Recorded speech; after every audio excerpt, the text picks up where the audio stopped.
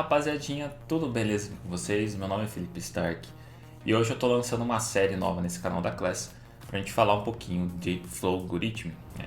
Introdução ao algoritmo. Essa é uma ferramenta bem interessante, um aplicativo gratuito que você consegue baixar e instalar no seu computador. Ele é relativamente leve, tá? Ele não tem um compilador embutido, né? Um compilador de uma linguagem específica, mas ele nos auxilia. É uma ferramenta que pode nos auxiliar, né? Pode trazer aí bons resultados para quem está iniciando na parte de programação, quem quer utilizar a programação talvez aí para ensino fundamental 2 e também para ensino médio, ou também ali no primeiro semestre da faculdade, para quem nunca viu programação, até é uma ferramenta interessante de aprendizagem, tá bom? Hoje eu quero falar um pouquinho então dos conceitos iniciais do Flowgorithm. O Flowgorithm ele é um software que você consegue baixar gratuitamente, você consegue baixar tanto na versão 32 bits quanto 64 bits, é compatível já com Windows 10, então é uma ferramenta bem atualizada, tá? E aqui eu quero comentar um pouquinho, depois que você faz a instalação desse software, você pode ter vários comandos aqui, né? Você pode selecionar primeiramente uma linguagem, né? No momento da instalação. Eu recomendo que você faça a instalação em português Brasil, né? Para que você consiga trabalhar legal, e depois com o tempo você muda para o inglês, tá bom? Para você já ir começar se acostumando com a linguagem de programação que você tem nos diferentes compiladores e que geralmente é em inglês, tá bom? Então, ó, em brasileiro, vamos fazer o seguinte, vamos falar um pouco do programa nesse primeiro vídeo e depois nos próximos vídeos aí da série eu vou estar falando sobre algumas funções específicas, sobre alguns comandos que a gente pode estar utilizando com ele, tá bom? Então, pois bem, aqui na parte de cima do software a gente tem toda a parte de comando aqui, então arquivos, eu consigo gerar arquivos novos, que depois vão gerar novos fluxogramas que eu vou poder transformar em outras linguagens de programação. Consigo abrir arquivos, salvar arquivos, imprimir, né? Então imprimir esse fluxograma que eu tenho aqui. E aqui ficam algumas funções, alguns programas que eu já tenha utilizado ali anteriormente, então ficam alguns arquivos recentes aqui. Na parte de editar eu consigo editar trechos do fluxograma, então copiar, colar, desfazer, né, voltar. Então Ctrl Z, Ctrl Y. Aqui ó, na parte de programa eu consigo executar os programas que eu estou fazendo aqui dentro do Flowgorithm. Tem a questão de velocidade de execução que eu vou mostrar em alguns vídeos mais para frente o que isso quer dizer. E aí é legal porque você consegue acompanhar passo a passo, então por isso que eu comentei, quem está querendo ensinar um pouco de programação para os estudantes, né, para as turmas aí, ele é legal porque você consegue fazer passo a passo e ver interação, o que está acontecendo ali dentro daquele programa que você está fazendo ali, tá bom? Aparência, então eu consigo mudar, customizar toda a parte de interface, né, desse Flowgorithm.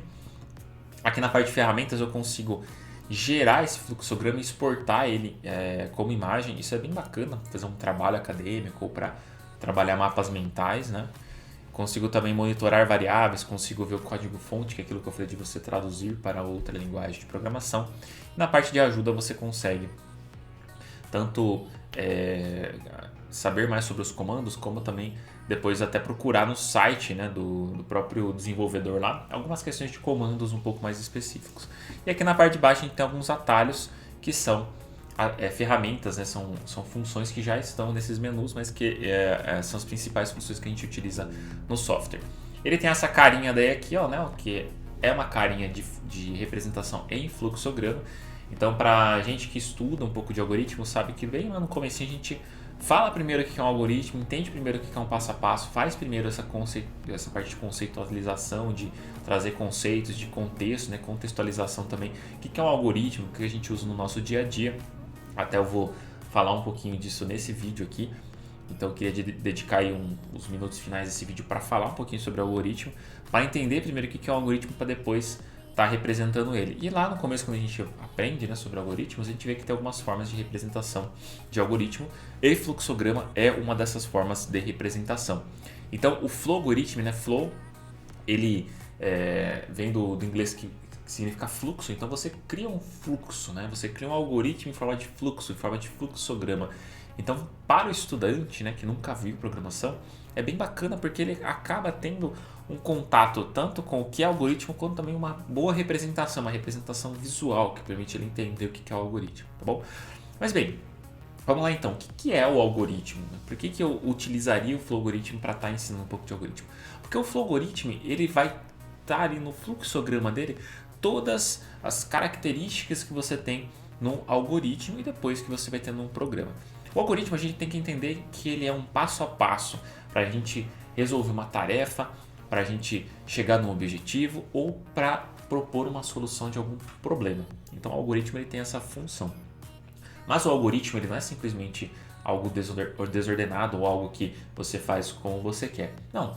O princípio básico do algoritmo é ele ter um passo a passo, então ele tem etapas e também ele tem uma sequência, ele tem um ordenamento, ou seja, além dele ter as etapas, ele tem uma etapa que busca de alguma maneira ser lógica, ou seja, ele busca trazer um pensamento correto para dentro desse contexto de resolver a tarefa ou de chegar nesse objetivo aí que você quer. Exemplo, vamos dar um exemplo bem básico. Você quer atravessar a rua, né? Você segue um algoritmo ali muito básico, que é o quê? Geralmente você observa se tem faixa, se não está vindo o carro, você olha para os dois lados, né? Você observa também se tem algum sinal ou não, porque o sinal ele vai prevalecer, né? Se o sinal estiver verde para os carros, eles têm preferência de passagem. Se estiver verde para você, você que tem a preferência de passagem naquela via.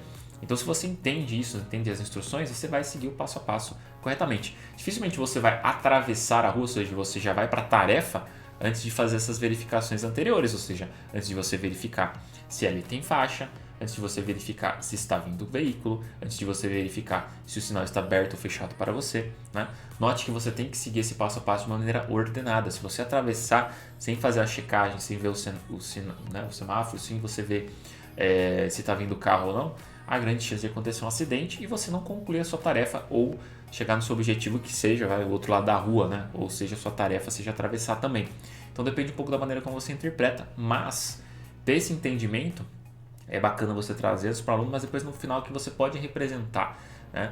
Então se você quiser representar, como que eu posso representar isso? Eu vou mostrar depois, né? A gente vai usar aqui as alternativas. Mas eu poderia fazer perguntas para o programa, né? Ah, o sinal está vermelho ou verde para o pedestre? Você vai colocar lá, sim, está verde, opa, legal. Então, atravessar, né? Você poderia fazer uma pergunta desse tipo. Eu vou fazer rapidamente só para você entender o que eu estou querendo dizer de uma maneira de fluxograma. Então, vamos pensar o seguinte, ó, eu tenho que definir primeiro, né? Ou no caso, atribuir, né? Mas eu tenho que definir primeiro uma variável antes de atribuir a variável. Então, vamos aqui, ó, pergunta, né? O semáforo. Vamos dizer que eu tenho uma variável que é semáforo e essa variável aqui ela é inteira, né? No caso, eu vou usar 0 ou 1 só. Se for 1, quer dizer que o semáforo está aberto para passar, para o pedestre passar. Se for 0, não passará. Então aqui, ó, eu vou ter o quê? Uma saída. Que saída é essa? É aquilo que eu vou mostrar na tela do computador. Então o estudante também tem que ter essa percepção aqui, ó. O semáforo está aberto para o pedestre.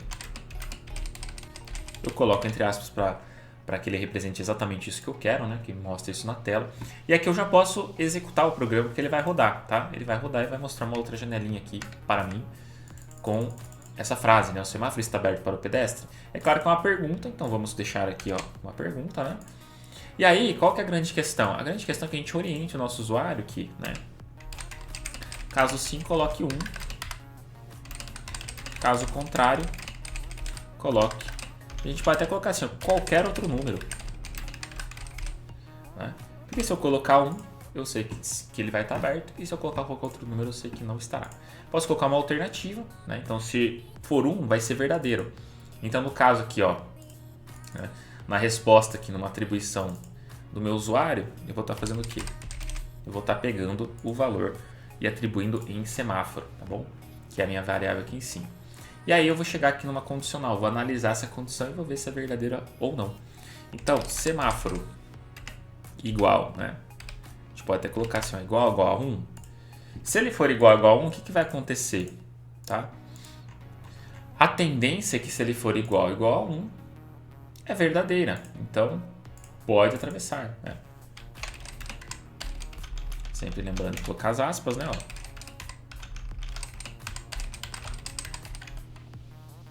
Colocar uma exclamaçãozinha para ficar bonito.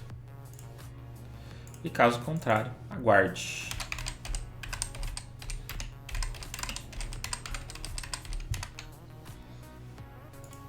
Tá bom? Então aqui, ó.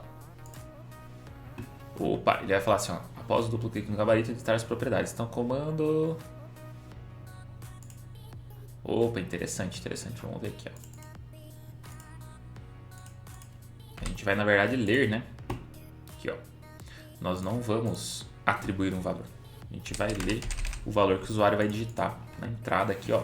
Então, eu vou ter semáforo. Se semáforo for igual a 1, eu vou atravessar. Caso contrário, não. Então, vamos executar rapidamente isso aqui, ó. Então, o semáforo está aberto para o pedestre. Caso sim, coloque 1. Caso contrário, coloque qualquer outro número. Então, se eu colocar 1, pode atravessar, tá bom? Posso atravessar. Se eu colocar 0, aguarde para atravessar. Se eu colocar 2, aguarde para atravessar e assim por diante. Eu só consigo colocar números inteiros, né? Se eu tentar colocar uma letra, alguma coisa aqui, ó, ele vai colocar que é inválido, tá bom? Então, ó, 1.5, né? Ó, se eu colocar 1.5 é diferente de 1, então ele vai colocar lá que aguarde para atravessar. Qualquer valor diferente disso, tá bom? Por mais que eu tenha colocado inteiro aqui, olha, até deixa eu entrar com valor que é quebrado, mas ele vai entender que aquele valor não é 1, é qualquer outro valor exceto 1, tá bom? Então aqui a gente tem, dentro desse flow algoritmo, toda a estrutura, ó, e aí eu vou até tirar o zoom aqui, ó, para poder estar representando um problema que é simples, que é simplesmente atravessar uma rua e verificar se tem o semáforo ou não. E aí o que eu posso fazer aqui? Eu vou fazendo, colocando mais condições dentro do algoritmo. Então a gente vai ver ao longo dessa série como é que eu posso fazer diferentes situações que eu tenho que verificar, por exemplo, se além do semáforo estar verde está vindo carro ou não, né? Então tem que ter toda esse jogo de condições, essa estrutura dentro do algoritmo para tomar uma decisão ou não, né? Então é interessante o aluno ter esse domínio, ter essa perspectiva de um algoritmo, de um programa, não somente como algo que existe no computador, né? O algoritmo ele sempre existiu, ele sempre foi um passo a passo, sempre teve essa característica de ordenamento, de buscar algo lógico, mas hoje fala-se tanto em linguagem de programação, tanto em programas, que a gente esquece um pouco disso. Então trazer essa realidade do dia a dia para tentar fazer um sistema, e até isso poderia ser um sistema inteligente, né? Imagina uma pessoa que é deficiente visual, que não consegue enxergar, então o semáforo pode avisar para a pessoa se o semáforo está aberto, está fechado, como que estão as condições no entorno ali para estar auxiliando essa pessoa no processo da travessia. Isso seria bem interessante aí, tá bom? Se você curtiu, deixa seu like, não esquece de se inscrever no canal também. Eu vou estar postando essa série, provavelmente não vão ser muitos vídeos, vão ser vídeos introdutórios para trazer realmente a ferramenta para vocês de maneira bem resumida, para que vocês possam aplicar isso. E lembrando, ó, essa ferramenta é extremamente leve, você consegue rodar ela em muitos computadores. Eu fiz testes em várias máquinas diferentes, consegui rodar bem legal em diferentes máquinas. Então você não deve ter problema no momento da instalação, e eu vou deixar nos comentários aí também o link para você estar fazendo o download e a instalação desse programa, tá bom? Vejo vocês no próximo vídeo, até mais, bons estudos!